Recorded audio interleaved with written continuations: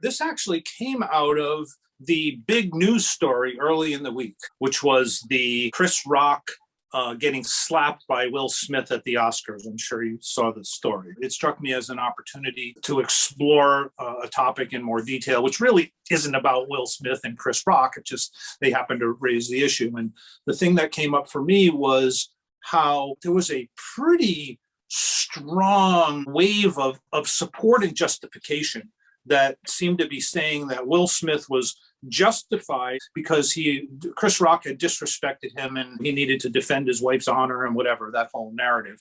In my personal worldview, it's a really clear line. I don't know any circumstances under which I would ever say that it is appropriate or justified to physically attack somebody for the words that come out of their mouth. That's just my perspective, and maybe there are other perspectives around that. The question is, what happens? What happens when somebody says something that lands with you as disrespectful or offensive or a personal attack? What actually happens? And I think the first thing that, and I think this is a critically important part of this that I think a lot of people miss, is that the first thing that happens is entirely an internal event. You experience some thoughts and some feelings about that external stimulus. So somebody said something and you have an internal reaction. You feel angry or mad. You may have thoughts about, God, that guy, what a jerk. All of those things happen internally before anything else.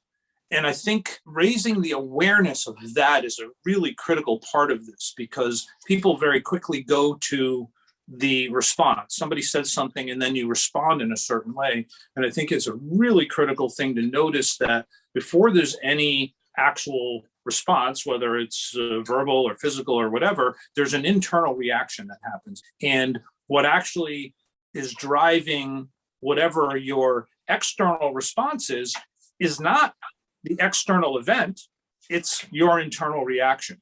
And I think that's a really critical point that I wanted to kind of start with. After noticing that there's this internal reaction and that you don't get to choose what feelings and thoughts arise in response to that external stimulus, but there is a choice in how you respond. What is the likely effect or consequences of our response? So we have this reaction and then we have a choice to respond. And if you respond with physical violence to somebody's words, recognizing that, look, we're human beings. We all are capable of acting impulsively when something triggers a strong emotional feeling in us. And we've all made poor decisions because of that, and that can happen.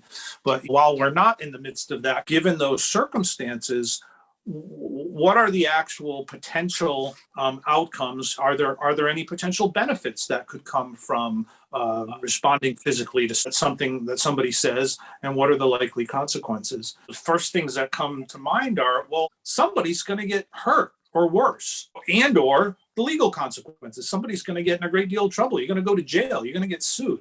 Those are very obvious negative outcomes. It occurs to me that some people maybe might make the argument that one of the positive outcomes is that you set your boundaries and you gain respect. I have a hard time with that, but I know that some people would take that position. There are potentially circumstances or contexts in which there may be exceptions to this. And part of what made me think about this is that I have somebody close to me who's currently incarcerated.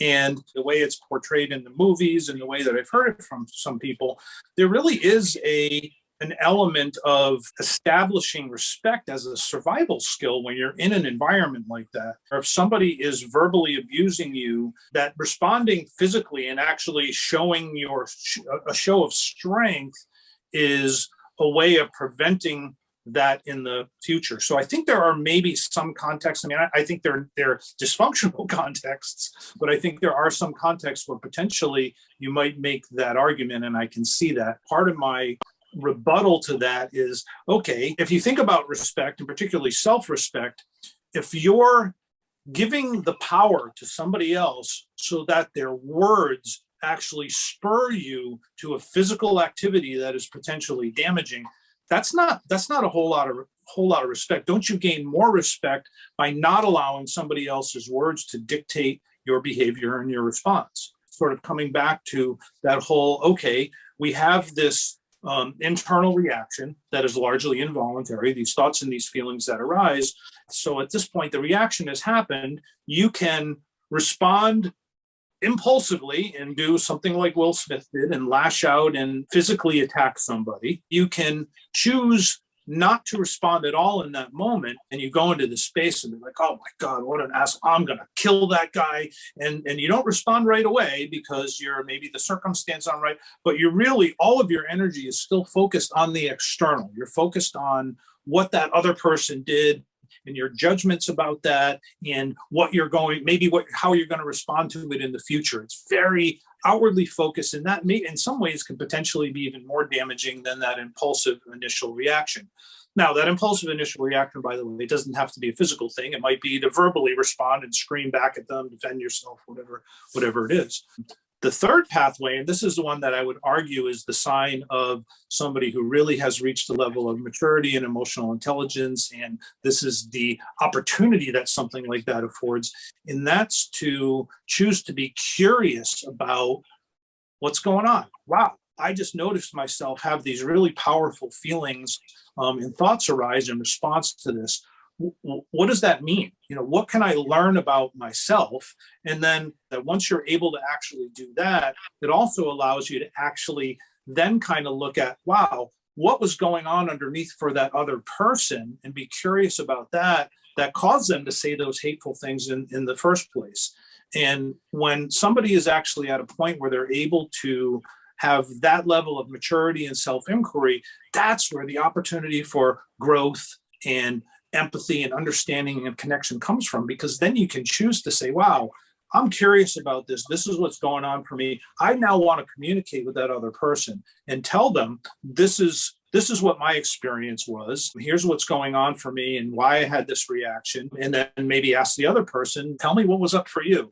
Talk about gaining respect. That's how you gain respect with other people, is if you actually are willing to calmly express what your emotions are and your feelings, and be vulnerable, and then also be curious and interested in what's happening for them. And the possibilities are endless from that. The starting point for all of this, and the place I would focus on, is being able to separate out the external events, which may be the other person's behavior, your thoughts and feelings about them, the needs underneath that are not being met or that are being quashed somehow in that situation, and really get a thorough understanding of that. When one can gain that clarity about one's own motivations and all of those things that are going on, it opens up the door to being able to look at this other person and find, is there a doorway in that I can show some empathy and compassion for this person and then ask for it in return? You're taking power back that way, because you're acknowledging your own value and your own needs,